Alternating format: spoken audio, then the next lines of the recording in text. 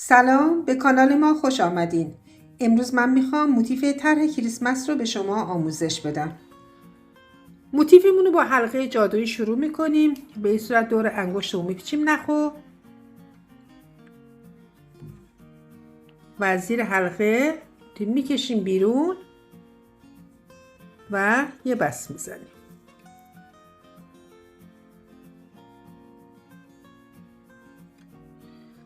شونزده تا پای کوتاه توی حلقه جادویی میبافیم. 1 2 3 4 5 میبافیم تا انتهای رجمون. پای کوتاه همونو بافتیم، حلقه جادویی رو میبندیم و یه بس میزنیم به شروع رجمون.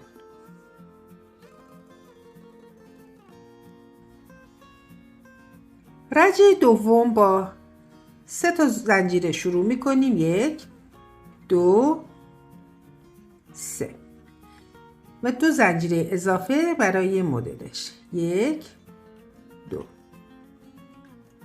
روی تمام پای کوتاهامون پای بلند میبافیم و مابینش 2 تا زنجیره میبافیم. 1 2 و دوباره روی پای کوتاهامون پای بلند میبافیم. 1 2 و دوباره روی پای کوتاه پای بلند میبافیم تا پایان. همینطور ادامه میدیم. رسیدیم به پایان رج 2. پای بلندا رو بافتیم، ما بینش 2 تا زنجیره، در آخر 2 تا زنجیره میبافیم. 1 2 و وصل میکنیم به شروع رجمون. رسیدیم به رج 3. روی تمام پای بلندامون ذرتی میبافیم. به این صورت شروع رجمون با 3 تا زنجیره است. توی همون پای بلندمون کلاً باید 5 تا پای بلند ببافیم. یکیشو با 3 تا زنجیره شروع کردم، 4 تا پای بلند دیگه هم میبافیم. 1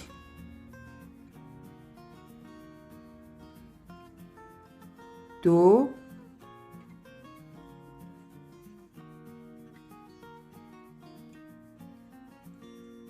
3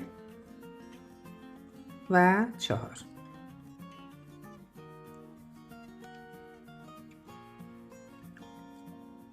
نخو ول میکنیم و از اولین پای بلند شروع رجمون نخو میکشیم بیرون و جمع میکنیم. 5 تا زنجیره. 1 2 3 4 5. دوباره روی پای بلند بعدمون دوباره ذرتی میبافیم. 5 تا پای بلند. 1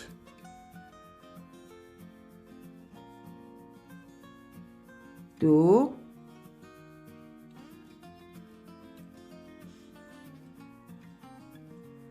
3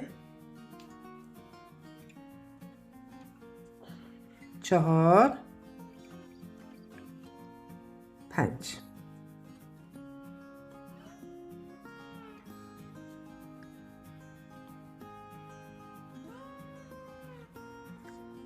دوباره 5 تا زنجیره.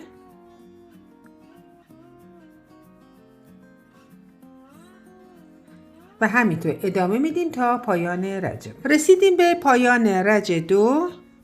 5 تا زنجیره آخر رو بافتم و وصل میکنم به شروع رجم.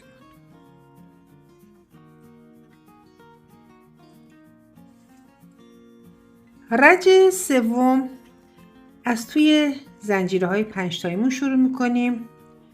من یک بافت نامری میزنم، میرم توی زنجیره های 5 تاییمون به این صورت. 3 زنجیره میبافم به عنوان پای بلند. 1 2 3.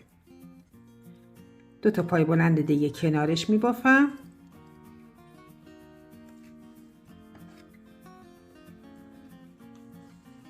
کلاً 3 تا پای بلند میشه. 5 زنجیره، 1 2 3 4 5 و دوباره توی همین زنجیره 3 تا پای بلند دیگه میبافیم. 1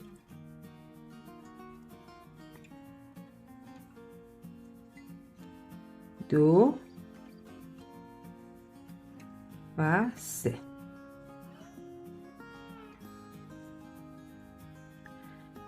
توی 5 زنجیره بعد یه پای کوتاه میبافیم.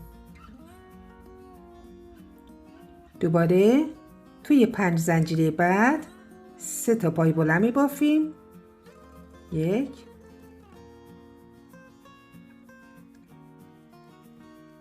2 و 3. 5 تا زنجیره، 1 2 3 4 5. دوباره 3 تا پای بلند دیگه توی همون زنجیره. 1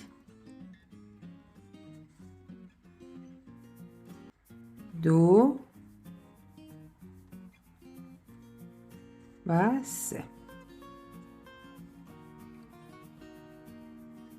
توی 5 زنجیره بعد یه پای کوتاه.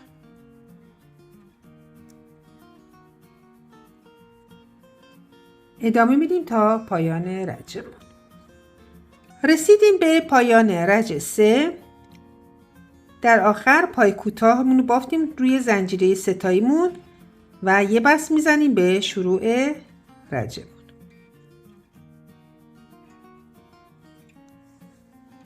رسیدیم به رج 5.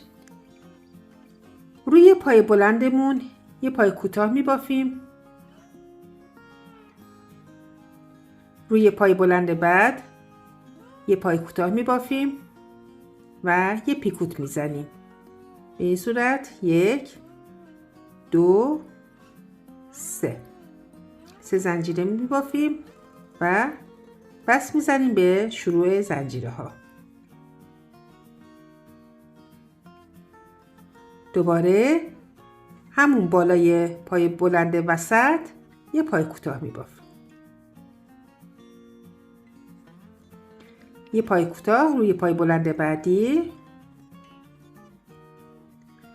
توی زنجیره 5 تاییمون 2 تا پای کوتاه میبافیم. 1 و 2. یه پیکوت 3 تایی میزنیم. 1 2 3. 3 تا زنجیره میبافیم و یه پیکوت میزنیم.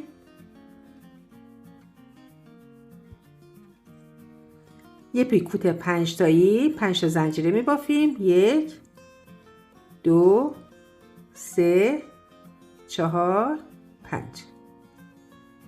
دوباره میایم شروع رجمون.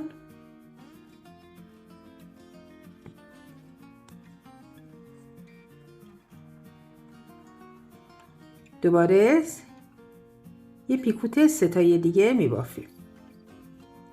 دوباره همونجا بس می‌زنیم. توی زنجیرمون دوباره 2 تا پای کوتاه میبافیم. 1 2. میایم روی پای بلندامون. پای بلند اول یه پای کوتاه میبافیم. دوباره پای بلند وسط پیکوت میزنیم. یه پای کوتاه میبافیم و یه پیکوت میزنیم.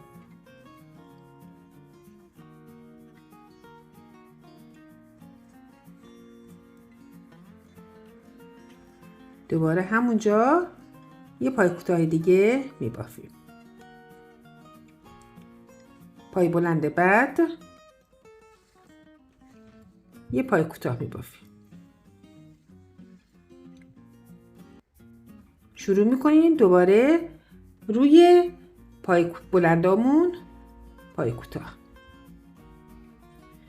کلاً روی پای کوتاه بلندامون پای کوتاه میبافیم ولی روی پایه های بلندای وسط پیکوت میزنیم.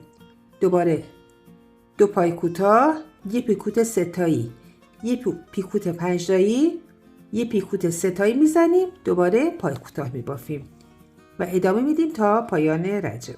رسیدیم به پایان رجه 5. پای کوتاه آخرم بافتم.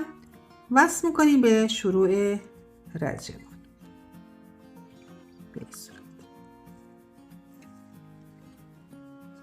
این موتیف ما هم تموم شد. امیدوارم که دوست داشته باشین. تا آموزش بعدی.